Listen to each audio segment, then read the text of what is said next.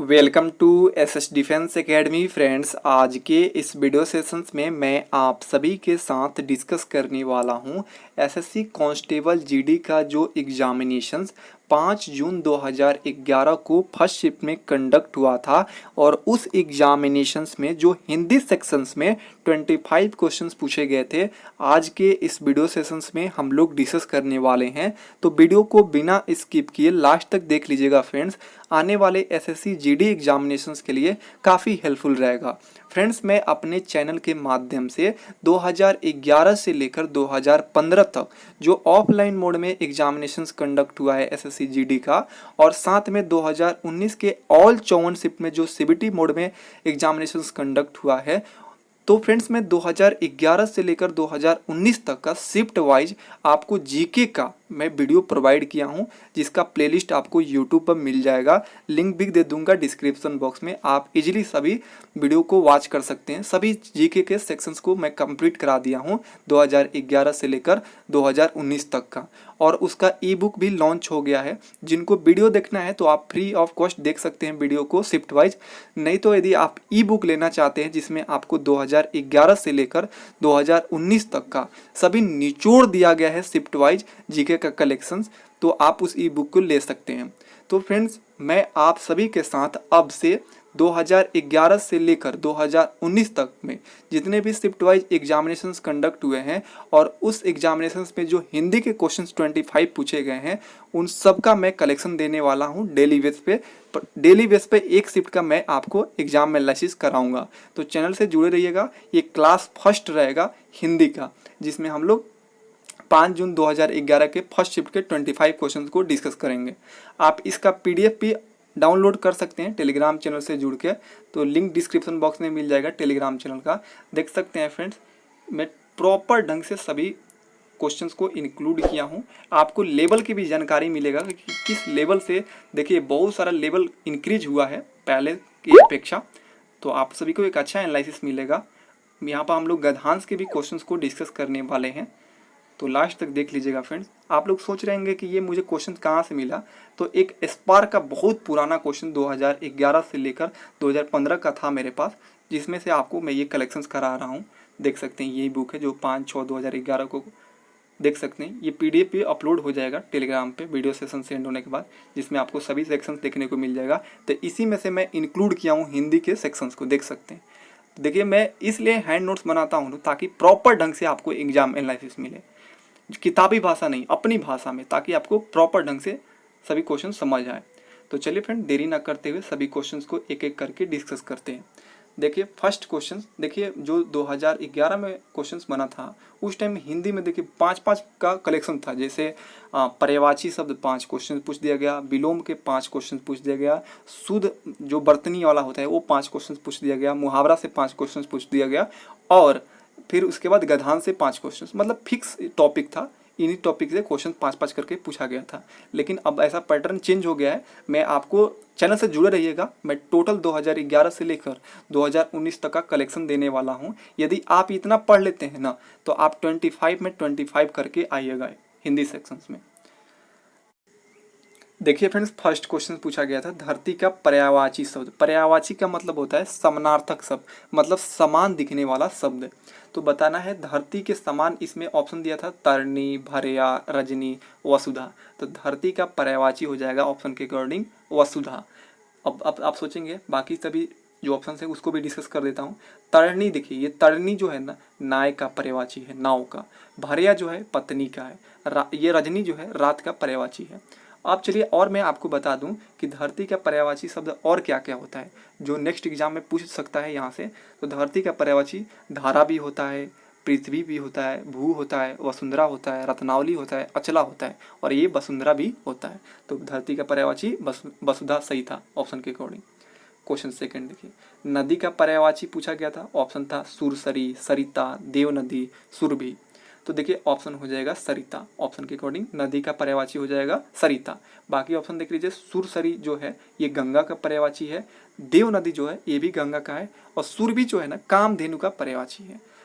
तो चलिए ये नदी का पर्यायवाची क्या हो जाएगा, सरिता। अब और देख लीजिए नदी का पर्यायवाची और क्या क्या होता है, तो तनुजा होता है, टटनी होता है, सरी होता है, सारंग होता है, जयमाला होता है, उसके बाद तरंगणी होता है, निर्झड़ी होता है। तो ये सभी याद रखिएगा, इसी में से पूछ देगा। मान लीजिए पूछ देगा कि तटनी का पर्यायवाची बताइए, तटनी किसका पर्यायवाची है, तो ऑप्शन में रहेगा नदी, तो आपको याद किए रहेंगे तो इजिली बना देंगे।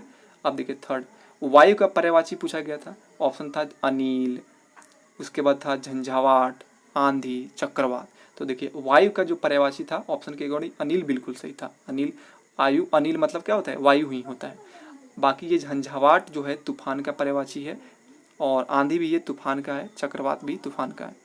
और जान लीजिए वायु का पर्यायवाची शब्द क्या होता है, हवा होता है, पवन होता है, समीर होता है, वात होता है, मारुत होता है। अक्सर पूछा जाता है कि समीर किसका पर्यायवाची है, तो वायु का है। तो ये काफ़ी अच्छा है, मैं आपको ऑप्शंस भी डिस्कस कर रहा हूँ क्योंकि इम्पॉर्टेंट है। क्वेश्चन नंबर 4 देखिए, कह रहा है गंगा का पर्यायवाची बताना है। ऑप्शन था सरिता, तारंगणी, भागीरथी, नदी। तो देखिए इसका आंसर हो जाएगा, गंगा का पर्यायवाची हो जाएगा ऑप्शन के अकॉर्डिंग भागीरथी। बाकी ये जो सरिता है, तारंगणी है, ये किसका है, नदी का पर्यायवाची है। और भी देख लीजिएगा गंगा के पर्यायवाची क्या क्या होता है, तो देवनादी हो जाता है, मंदाकिनी होता है, सुरसरिता होता है, देव नदी होता है, जानवी होता है, सुरसरी होता है। नेक्स्ट देखिए 5, वसुंधरा का यहाँ पर पर्यायवाची पूछा गया था। तो देखिए वसुंधरा का जो पर्यायवाची हो जाएगा ऑप्शन के अकॉर्डिंग पृथ्वी हो जाएगा। वसुंधरा का मतलब क्या होता है, पृथ्वी होता है, ठीक है। और देखिए अब यहाँ पर देखिए रात्रि जो है रात का पर्यायवाची है, वर्षा जो है बरसात का है, चांदनी जो है चंद्रिका यानी कौमुदी का पर्यायवाची है। तो ये पर्यायवाची से 5 क्वेश्चन पूछा गया था। अब देखिए यहाँ पर 5 क्वेश्चन विलोम से पूछा गया था। आध्यात्मिक का विलोम पूछा गया था, ऑप्शन था भौतिक, पदार्थवादी, निरीश्वरवादी, विभाजन। तो आध्यात्मिक का विलोम हो जाएगा भौतिक, याद रखिएगा इंपॉर्टेंट है। स्वच्छ का विलोम क्या होगा, आप सभी जानते हैं दूषित होगा। उसके बाद देखिए परतंत्रता का विलोम क्या होगा, तो आप सभी जानते हैं स्वतंत्रता होता है, परतंत्र होना, स्वतंत्र होना। उसके बाद देखिए 9, मित्र का विलोम क्या होगा, तो मित्र का हो जाएगा शत्रु, विलोम उल्टा पूछा, विलोम का मतलब उल्टा। सामीस का पर्यायवाची क्या हो, सामीस का विलोम क्या होगा, तो निरामिष हो जाएगा, याद रखिएगा। अब देखिए यहाँ 5 मुहावरे पूछे गए थे। घी के दिए जलाना मुहावरे का अर्थ क्या है, तो इसका अर्थ हो जाएगा खुशी मनाना। 12 देखिए, आम के आम गुठलियों के दाम, इस मुहावरे का अर्थ क्या है, तो जिसमें सब लाभ ही लाभ हो, उस मतलब जहाँ पर लाभ ही लाभ हो उसे आम के आम गुठलियों के दाम मुहावरा बोल सकते हैं। 13 देखिए, लकीर का फकीर होना मुहावरे का अर्थ क्या है, यानी पुरानी प्रथा पर चलना। उसके बाद देखिए 14, आटे दाल का भाव मालूम होना, इस मुहावरे का अर्थ क्या होगा, मतलब संसार का व्यवहारिक ज्ञान होना। मान लीजिए आपकी शादी विवाह हो जाता है तो आपको ये याद हो जाएगा कि आटा कितना रुपया किलो है, चीनी कितना रुपया है। या आप कभी जाइएगा ना कहीं पढ़ने, जैसे 12th बाद कंपटीशंस की तैयारी करने, तब मालूम चलता है आटे दाल के भाव। 15 देखिए, सिर चढ़ाने मुहावरे का अर्थ क्या है, तो इसका मतलब होता है बहुत आज़ादी देना। जैसे बच्चों को काफ़ी लोग सिर पर चढ़ा देते हैं, जिससे लड़का मतलब कहीं ना कहीं थोड़ा सा बावला हो जाता है। और उसके बाद देखिए यहाँ पर बर्तनी वाला क्वेश्चन पूछा गया था। देखिए ये बर्तनी काफ़ी इंपॉर्टेंट है, अक्सर अभी भी एग्जाम में ये रिपीटेड हो रहे हैं। देखिए व्यवहारिक जो है ना लिखा गया था, शुद्ध बताना था, अलग अलग था। तो आप देखिए मैं आपको उसी पर ध्यान देना है जो सही है, बाकी आप देखेंगे ना तो कन्फ्यूज हो जाएंगे। तो देखिए व्यवहारिक किस तरह लिखा जाता है, देख लीजिए, इस तरह 4-5 बार लिखिएगा ना तो आप समझ सकते हैं। वैसे मैं आप सभी को, आप मेरे यूट्यूब पर चैनल पर जाइएगा ना तो जितने भी मुहावरा, उसके बाद विलोम शब्द, समानार्थी शब्द, अनेक शब्दों के बदले एक शब्द, सबका अलग अलग टॉपिक वाइज मैं निचोड़ दिया हूँ एसएससी जीडी का 2011 से लेकर 2019 तक का। तो देख लीजिएगा प्लेलिस्ट को, एक बार प्लेलिस्ट को जरूर विजिट कीजिएगा। उसके बाद देखिए 70, उज्ज्वल देखिए, उज्ज्वल ये अलग अलग टाइप के लिखा गया है, ये सब नोट देखिए। उज्ज्वल जो होता है वो आधा ज होता है, दोनों आधा ज होता है, अव्वल ल। देखिए 18 देखिए, यहाँ पर उपर्युक्त इसमें सब में लिखा है, सब गलत है। ये जो ऑप्शन सी जो है उपर्युक्त ये सही है, इसको 4-5 बार इस तरह लिखिएगा। 19 देखिए, विद्यालय देखिए, विद्यालय इस तरह लिखा था, आधा द रहता है विद्यालय में, ठीक है, तो ये सारा गलत है। नेक्स्ट देखिए 20, ये कवित्री काफ़ी मोस्ट इंपॉर्टेंट है, बार बार कई बार एग्जाम में पूछा गया, अलग अलग एग्जामों में। कवित्री देखिए किस तरह लिखा जाता है, जो ऑप्शन फर्स्ट है ये सही है। क व य में जो है ना हर्षिकार है, ठीक है, और त्र में जो है दीर्घिकार है, ये देखेंगे। अब देखिए जो 21 से लेकर 25 तक जो 5 क्वेश्चन गद्यांश के पूछे गए थे, तो गद्यांश के क्वेश्चंस मैंने क्वेश्चन बुक से ही ले लिया ताकि लिखना ना पड़े। चलिए मैं पढ़ के बताता हूँ। देखिए किस तरह आपको गद्यांश को सॉल्व करना होता है इजीली। देखिए क्या है ना कि गद्यांश पढ़ते टाइम ना आप अपने माइंड में एक छोटा स्टोरी बनाते चलिएगा, ठीक है। जैसे मैं आपको बताऊंगा किस तरह मैं बना रहा हूँ। धर्म और विज्ञान में परंपरा से विरोध माना जा रहा है, मतलब यहाँ पर डेफिनेटली धर्म और विज्ञान से बातें होगी रिलेटेड। चलिए और उसके बाद देखिए, कहा जाता है कि धर्म की उत्पत्ति भय से हुई है। धर्म की उत्पत्ति भय से हुई है और तर्कहीन विश्वास पर आश्रित है। क्या धर्म जो भय से हुआ है और ये तर्कहीन विश्वास पर आश्रित है। वही बात करते हैं विज्ञान की उत्पत्ति सत्य के प्रति जिज्ञासा। विज्ञान की उत्पत्ति किसके लिए हुआ है? सत्य के प्रति जिज्ञासा से हुई है और उसे हर बार में तर्क, बुद्धि और प्रमाण की अपेक्षा होती है। विज्ञान की उत्पत्ति सत्य के प्रति जिज्ञासा से हुई है और उसका हर बार तर्क, बुद्धि और प्रमाण की अपेक्षाएं होती है विज्ञान का। वहीं देखिए, धर्म एक सर्वशक्तिमान है, अनादि और अनंत ईश्वर की कल्पना करके मनुष्य को असहाय कर देता है। तो जो धर्म होता है एक सर्वशक्तिमान, अनादि और अनंत ईश्वर की कल्पना करके मनुष्य को असहाय कर देता है। उसके बाद देखिए, विज्ञान जो होता है ईश्वर जैसी किसी भी बाह्य संस्था को स्वीकार नहीं करता है। मतलब यहाँ पर कहने का मतलब ये है कि विज्ञान भगवान को नहीं मानता है, लेकिन ऐसा नहीं है। विज्ञान न माने या न माने, हम सभी को मानना चाहिए कि ईश्वर हैं, ठीक है। उसके बाद देखिए, धर्म मनुष्य को आध्यात्मिक बनाता है। धर्म जो है मनुष्य को आध्यात्मिक बनाता है और वही विज्ञान का विकास विशुद्ध भौतिकवादी होने में है। उसके बाद देखिए, परलोक में स्वर्ग का आकर्षण और नरक का भय उत्पन्न करके धर्म मनुष्य से नाना प्रकार के अंधविश्वास पूर्णकृत कराता है। ये तो बात सही है। बहुत सारे लोग बोलते हैं कि भाई ये करो, वो करो, गंगा नहाओ, वो करो, तब आपको मतलब नरक नहीं मिलेगा, स्वर्ग मिलेगा। लेकिन ऐसा नहीं है। आप इंसानियत के नाते हेल्प कीजिए लोगों को, वही सबसे बड़ा स्वर्ग है। नेक्स्ट देखिए, यहाँ पर नाना प्रकार, इसको देखिए, विज्ञान जो है न परलोक में विश्वास करता है और न ही स्वर्ग में और न ही नरक में। विज्ञान ऐसा नहीं मानता है, वो परलोक में, स्वर्ग में, नरक में ये विश्वास नहीं करता है। देखिए उसके बाद कह रहा है, इतने सब विरोध कथनों के बावजूद भी धर्म और विज्ञान का गहरा संबंध है। विरोध बहुत सारा है, लेकिन धर्म जो विज्ञान है, धर्म है, ये सभी एक दूसरा का गहरा संबंध है। उसके बाद कह रहा है, धर्म और विज्ञान एक ही सिक्के के दो पहलू हैं। धर्म और विज्ञान एक ही सिक्के के दो पहलू हैं। दोनों का लक्ष्य सत्य के रूप में उद्घाटन करना है। भले अलग अलग है, लेकिन दोनों का लक्ष्य है कि सत्य के प्रति चलना, सत्य का उद्घाटन करना।